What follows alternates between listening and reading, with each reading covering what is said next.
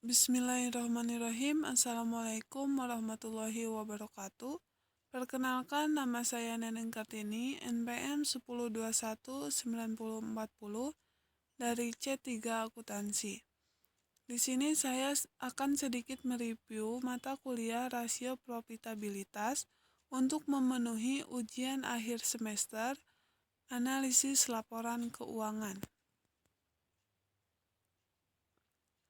Pengertian rasio profitabilitas yaitu rasio untuk menilai kemampuan perusahaan dalam mencari keuntungan. Rasio ini juga memberikan ukuran tingkat efektivitas manajemen suatu perusahaan.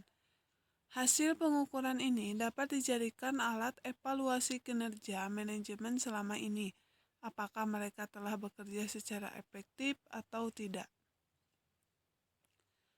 Yang selanjutnya, tujuan rasio profitabilitas. Yang pertama, mengukur laba yang dihasilkan. Yang kedua, menilai perkembangan laba dari waktu ke waktu. Yang ketiga, menilai besarnya laba setelah pajak dengan modal sendiri. Dan yang keempat, mengukur produktivitas perusahaan dari seluruh dana perusahaan yang digunakan, baik modal pinjaman maupun modal sendiri. Manfaat rasio profitabilitas. Yang pertama, mengetahui besarnya tingkat laba. Yang kedua, mengetahui perkembangan laba dari waktu ke waktu. Yang ketiga, mengetahui besarnya laba bersih setelah pajak dengan modal sendiri. Dan yang keempat, mengetahui produktivitas dari seluruh dana yang digunakan oleh perusahaan.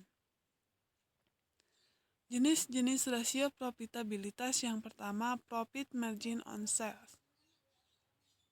Profit margin on sales sama dengan net sale dikurang HPP dibagi sales atau laba kotor dibagi penjualan.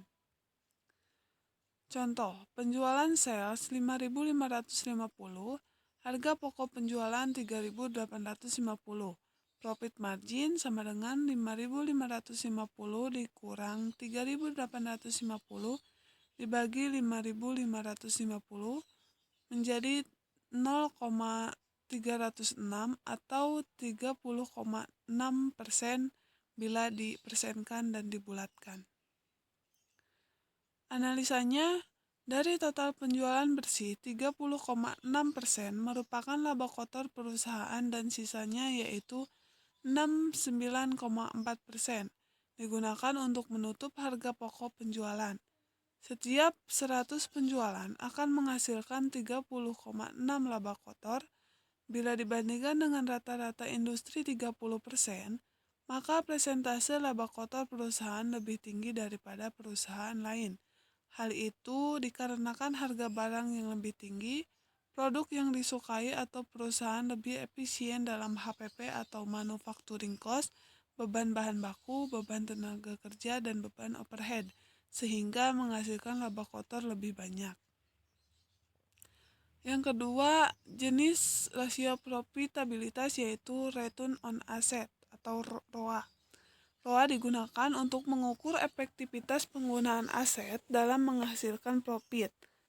ROA merupakan salah satu indikator kinerja yang penting karena rasio ini mencerminkan seberapa efektif perusahaan menggunakan aset dalam menghasilkan laba.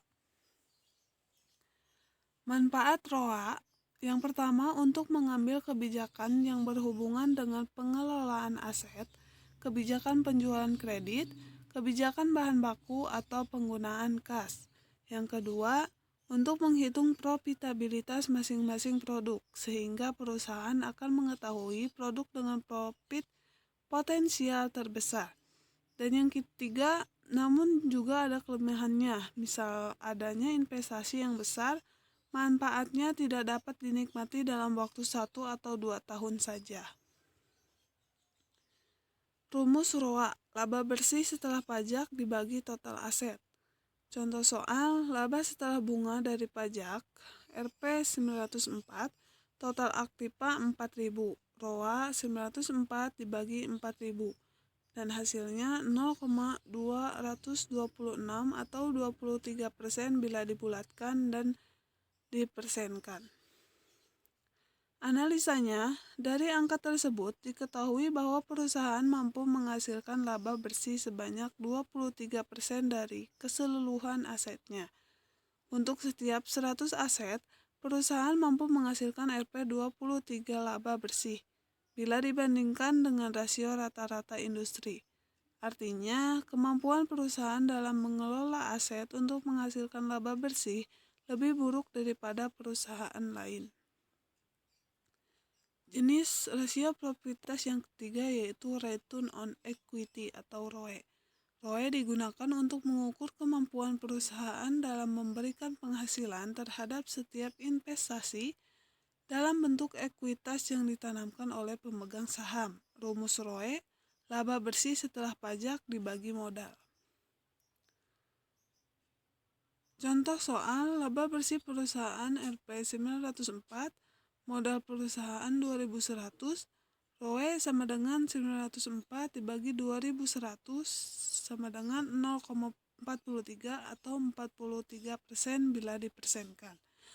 Analisanya, untuk setiap rupiah yang ditanamkan pada perusahaan, para pemegang saham akan mendapatkan tambahan modal sebesar Rp 0,43. Dari total dana yang diinvestasikan pada perusahaan, para pemegang saham akan memperoleh pengembalian sebanyak 43% per tahun.